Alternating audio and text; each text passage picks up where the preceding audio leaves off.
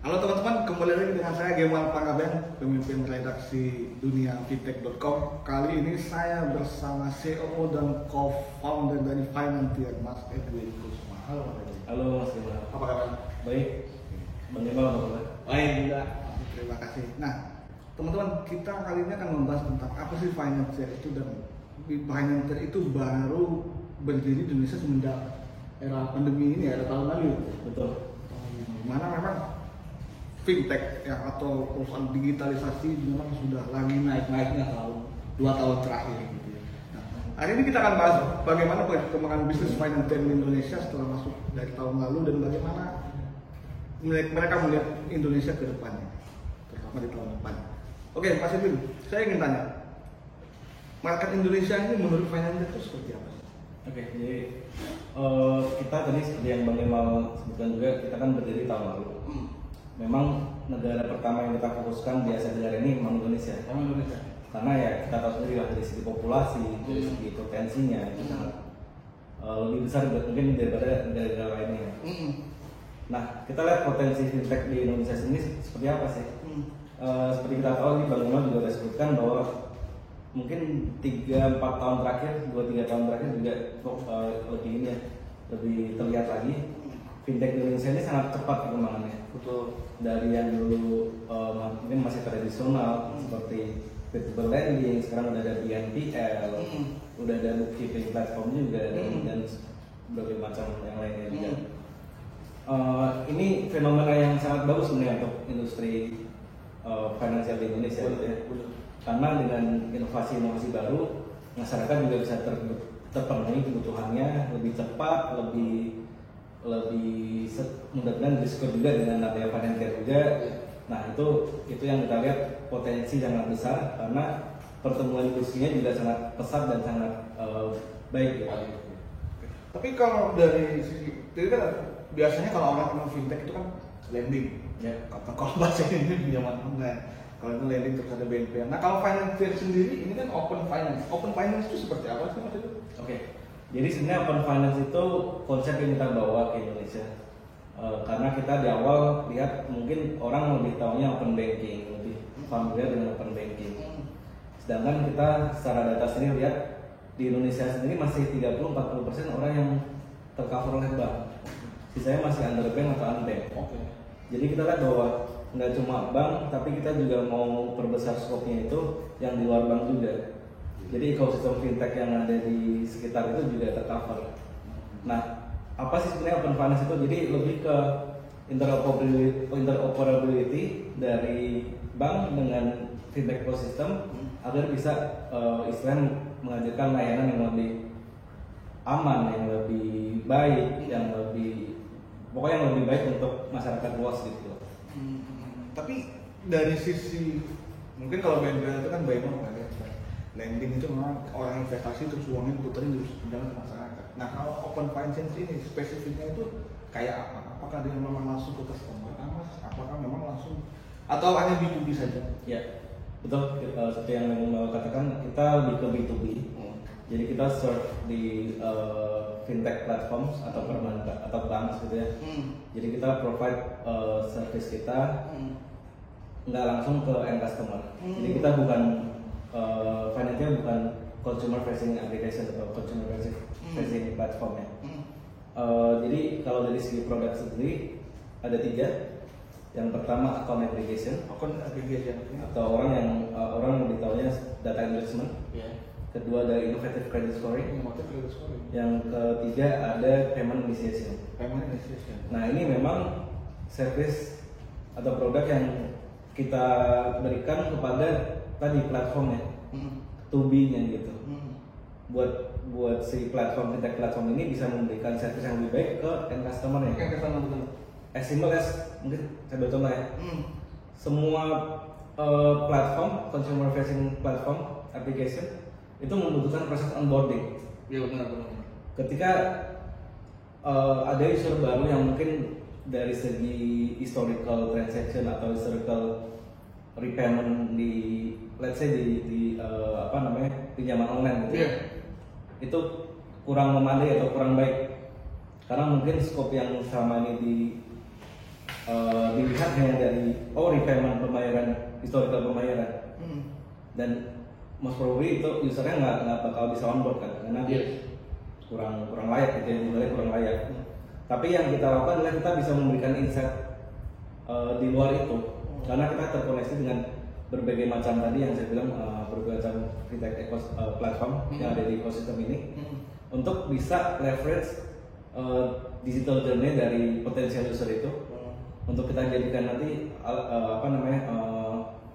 data yang akan di leverage untuk proses onboarding, apakah itu untuk KYC atau credit scoring, seperti itu. Oke, jadi prinsipnya mungkin lebih ke kerjasama dengan perusahaan fintech gitu kali ya Mas? Betul. Apa yang ke bank juga kali? Ke bank juga. Jadi kita yang analysis data itu. Mungkin kalau kita ngomongin data, spesifik soal data, mungkin raw data is good, tapi itu nggak actionable buat perusahaan fintech itu. Karena mereka harus olah lagi. Mungkin mereka harus invest di infrastrukturnya, di manpowernya. Betul. And nggak semuanya punya kapabilitas itu gitu. Eksekusinya itu nggak gampang. Eksekusi nggak gampang. Betul. Exactly. Jadi kita financier yang mengeksekusi itu dengan expertise yang kita punya, dengan tim yang kita punya, local tim yang kita punya, untuk bisa menjadikan raw data dari berbagai macam sumber itu lebih make sense dan langsung actionable untuk fintech platform langsung menggunakan. Gitu. Tapi kalau lihat selama udah dari tahun 2020 ya, jadi sebelum ke situ deh, aku mau gimana sih proses berdirinya Financier itu di Indonesia? Oke, ini menarik. Jadi di Financier ada 3 co-founders. Satu ada di Pas sebagai CEO dan co-founder, ada Keng Lo sebagai CTO dan co-founder, yang ketiga ada saya, Edwin Kusuma sebagai CEO dan co-founder. Nah, menarik karena tahun lalu yang seperti kita tahu pandemi kan, gimana nih yang dua ada di Singapura, yang satu ada di Indonesia gitu. Nah, kita memang tiga-tiganya punya background bisa dibilang software engineer. Tiga-tiganya background IT. Menarik, tapi memang kalau saya pribadi memang lebih banyak di operation sejak awal karir saya gitu. Diego dan Keng memang domisili di Singapura. Mereka ketemu di sana di Singapura, dan kebetulan saya juga kenal dengan Keng. Jadi Keng yang mengkoneksikan kami bertiga. Dari situ kita bertukar pikiran, kita saling brainstorming soal kayaknya kita harus bikin sesuatu yang lebih reliable dan lebih bisa membantu banyak fintech platform di Indonesia ini. Karena kita bertiga ini berasal dari orang-orang yang benar-benar hands-on di dunia fintech di Asia Tenggara. Jadi kita tahu nih, sebenarnya mungkin orang taunya fintech, canggih ya gitu kan. Tapi banyak orang nggak tahu juga bahwa di fintech itu masih banyak manual processes, masih banyak proses-proses manual oleh manusia. Entah itu credit analysis atau scoring atau even untuk collection dan segala macam. Nah, kita disitu tahu, dan kita harus menciptakan satu inovasi baru untuk bisa mengurangi manual processes itu. Kenapa? Ketika manual processes itu yang most probably juga melibatkan human resource, akan ada potensi human error situ, dan itu yang menyebabkan, jadi domino effect-nya bakal panjang tuh gitu. Oh iya benar. Termasuk kredit macam segala macam. Exactly. Jadi kalau kita bisa menyediakan sesuatu yang lebih reliable, lebih secure, lebih cepat juga. Nah itu yang kita berusaha hadirkan, kita bisa tawarkan ke market gitu ya. Iya. Terus ini kelanjutannya kan sekarang udah 1,5 tahun berarti, atau udah hampir 2 tahun? Ini baru 1 tahun sih. 1 tahun ya. Baru 1 tahun. Sampai di sini perjalanannya itu udah sejauh apa? Perjalanan bisnis lah. Jadi dari ketiga produk atau service yang tadi saya sudah sebutkan, untuk account aggregation atau data management dan innovative credit scoring ini ya memang yang udah live, dan kita juga baru saja terdaftar untuk innovative credit scoring di OJK IKD. Tapi untuk account aggregation dan data management ini memang udah berjalan, dan kami pun udah ada beberapa klien juga yang udah live, yang udah menggunakan jasa kita, service kita. Di tahun depan kami juga bakal masuk ke payment initiation. Itu. Jadi dari segi produk tadi kalau misalkan Bang Imal tanya sudah sejauh apa gitu ya, sudah ada klien yang live. Oke. Dan ada beberapa big client lah. Mungkin announcement-nya bakal di awal tahun kita bakal melakukan big announcement dengan saya bisa bilang one of the biggest fintech player in Indonesia ya. Wow. Jadi ini bakal jadi satu kerjasama strategik juga. Ada beberapa juga yang mungkin di website kita juga udah kita pamankan ya, udah beritanya juga. Dan beberapa sudah proses kayak contohnya untuk produk credit scoring. Ini juga udah beberapa yang jadi convert jadi klien, paying customer juga. Kita terus menambah data source juga untuk lebih diperkaya lagi. Tapi kalau melihat tahun 2002, ini kan mungkin lebih fokusnya kepada partnership ya, kepada B2B. Kalau melihat 2002 itu gimana sih Mas? Gimana ekosistemnya fintech ini seperti apa? Oke. 2022 saya rasa bakal lebih bakal lebih baik daripada 2020-2021. Mungkin pandemi ya berdampak ke semua industri kalau ya, nggak cuma fintech. Tapi secara secara data pun penyaluran pinjaman juga sebenarnya waktu pandemi ini juga mengalami sedikit kenaikan. Karena mungkin banyak ya tadi banyak kebutuhan segala macam. Dan di situ kita lihat trennya masih sama yang saya prediksi di 2022 trennya masih sama. Karena di Indonesia ini juga bisa dibilang roda perekonomiannya cepat, perputaran uangnya juga cepat, jadi khusus untuk itu pasti akan terus berkembang dan mungkin lebih baik lagi gitu ya secara number, secara angka. Munculnya produk-produk baru nih yang sangat menarik karena produk-produk baru ini juga butuh tadi sesuatu yang lebih reliable, lebih cepat gitu kan. Sambil contoh PFM misalkan, Personal Finance Management App. Nah itu mereka butuh data dari data investment kita atau account acquisition kita untuk bisa memberikan service atau produk mereka ke masyarakat kayak customer gitu. Nah, yang lainnya seperti bookkeeping platform dan yang lainnya itu juga bakal terus berkembang menurut prediksi saya. Dan terus mungkin ada produk-produk baru yang kita tahu juga BPR dan BPRS juga udah menuju ke transformasi digital juga. Ada juga mungkin dari yang lain yang mungkin depannya koperasi atau BPD dan lainnya.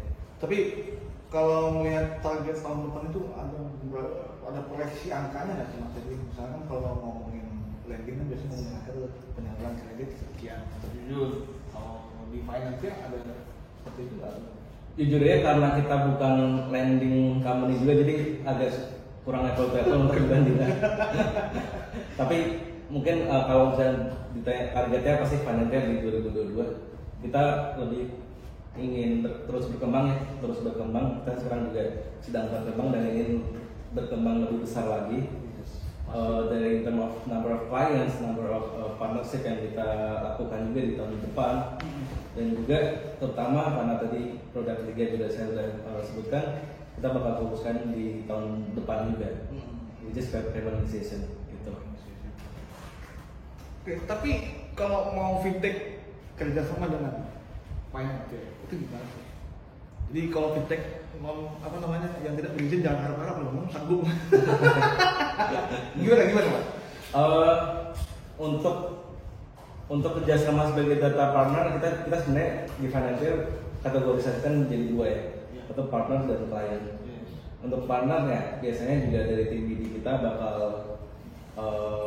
evaluasi gitu ya, apakah memang ini kita butuhkan untuk kita olah menjadi tadi misalkan data investment atau jadi data source untuk product scoring kita. Tapi untuk klien itu juga sama bisa resort to kita kalau di website itu ada beberapa channel ya untuk resort kita, ada lewat email, ada lewat WhatsApp. Nah di situ kita bakal jelaskan, kita bakal breakdown juga. Kita coba pahami dulu kebutuhannya, problemnya atau mereka di mana gitu, dan kita bakal tawarkan solusi yang kita punya gitu. Jadi memang sejauh ini portofolio yang paling besar dari sisi klien kita memang masih dari sisi lending, karena tadi saya bilang untuk produk-produk yang seperti lending company ini kan butuh proses onboarding yang reliable ya, yang handal gitu. Kalau enggak juga nanti kemana-mana gitu. Jadi kalau ada perusahaan yang memang tertarik untuk mencoba service kita, bisa hubungin kita di channel yang ada di website kita. Oke. Tapi sebenarnya mungkin sejauh apa sih Mas permasalahan fintech ini sehingga membutuhkan financial? Maksudnya dengan apakah fintech lending ini kalau nggak pakai financial dia kenapa? Maksudku permasalahan yang selama ini terjadi itu sudah separah apa sih? Ya, mungkin bisa saya tetap jelaskan juga.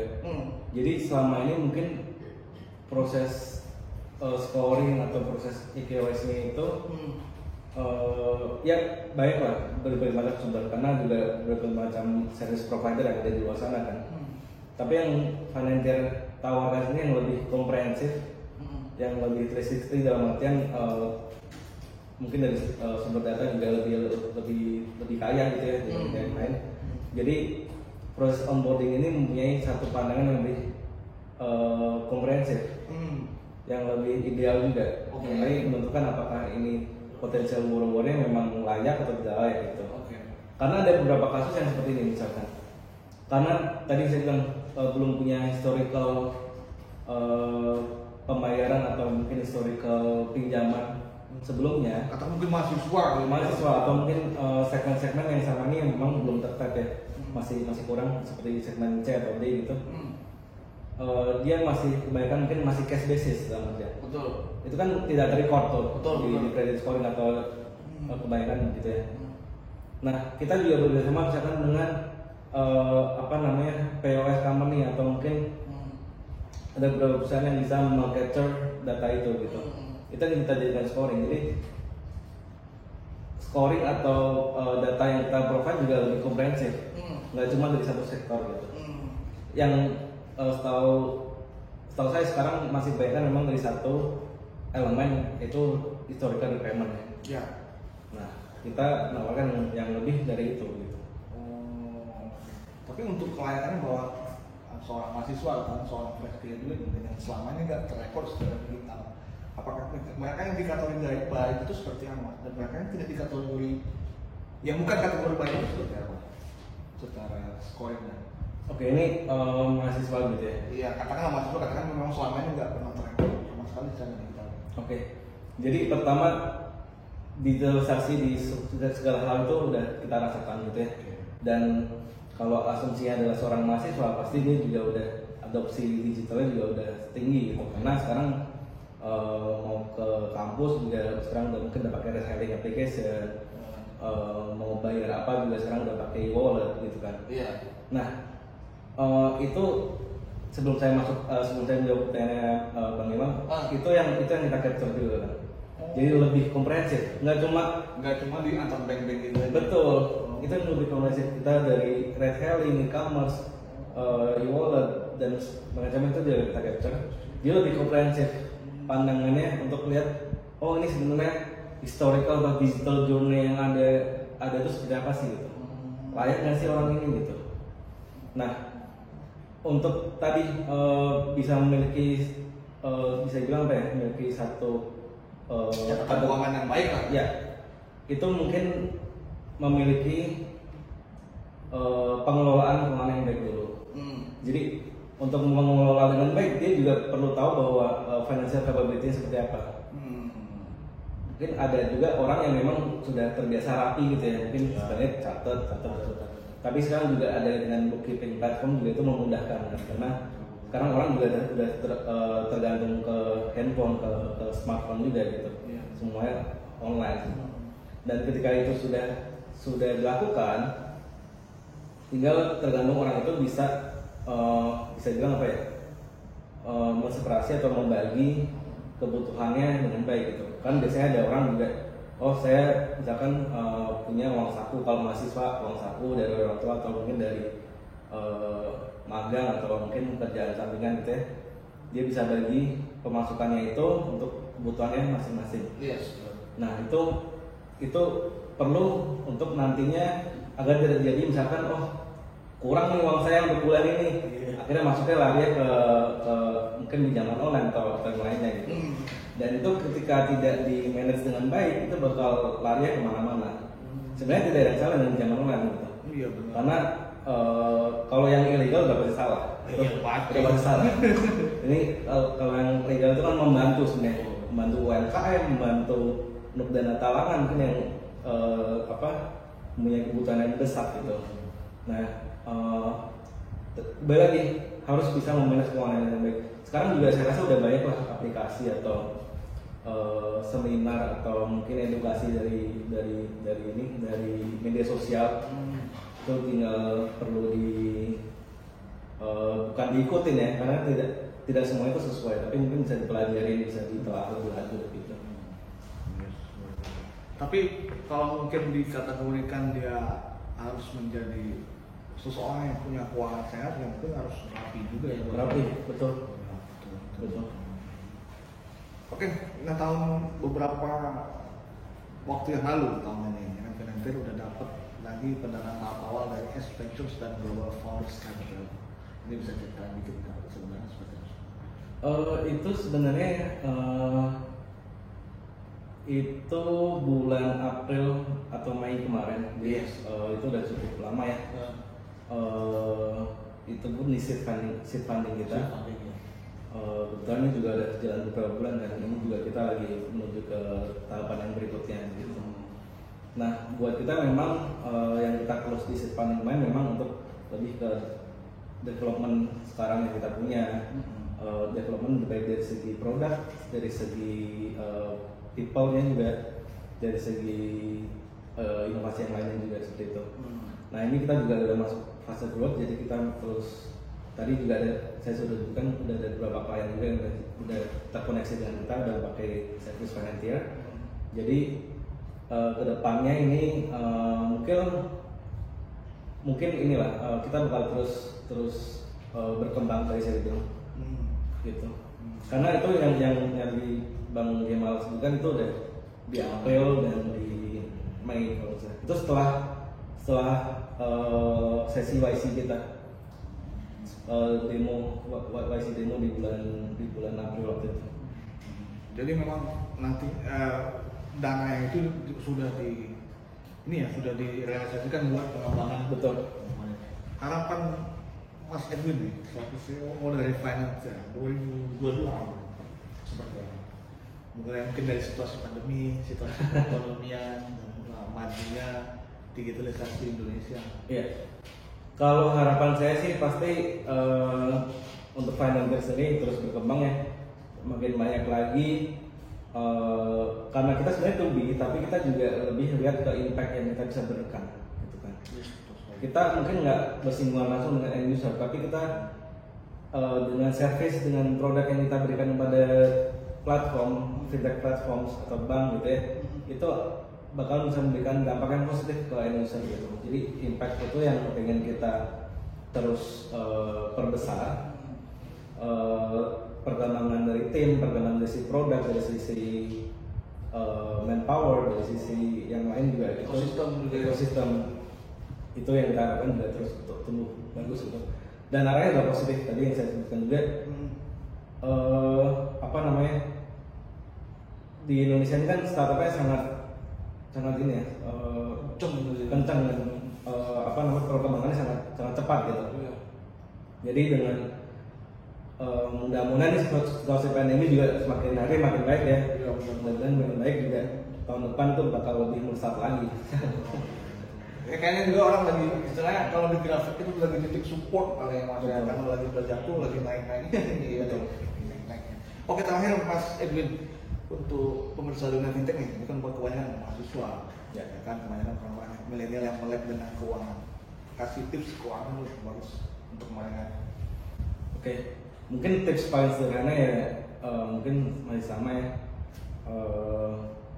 Karena mungkin dulu kita sering dengar ya, jangan pengeluaran itu jangan lebih besar daripada pemasukan. Itu paling sederhana. Itu paling sederhana dan paling gampang ya. Gampang ya.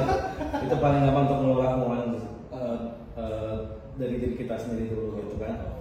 Mungkin cara yang lain yang kita bisa lakukan adalah dengan mengembangkan diri kita, upscale diri kita untuk bisa mendapatkan mungkin income tambahan. Dan setelah kita mendapatkan income, itu harus kita kelola dengan baik. Otherwise ya itu jadi ya bakal keluar masuk gitu. Kalau pengelolaannya baik, income-nya nggak lebih ya mana juga gimana gitu-gitu aja ya. Ya makanya kita harus upscale diri kita juga untuk bisa mendapatkan pendapatan yang lebih gitu. Sekarang juga ada banyak bisa freelance atau mengerjakan sesuatu yang sifatnya online, itu juga ada banyak juga. Apalagi zaman begini ya, zaman begini. Iya sih. Dan juga yang paling penting kata Mas Edwin tadi, pengelolaannya teman-teman. Jadi kalau dapat banyak dapat duit ya kan, tapi pengelolaannya nggak baik ya. Jadi ini. Oke teman-teman, terima kasih Mas Edwin. Terima kasih Bang Emal. Saya pikir cukup sampai bertemu di acara podcast YouTube Barang Dunia Fintech berikutnya. Saya Iqbal Panggabean. Salam.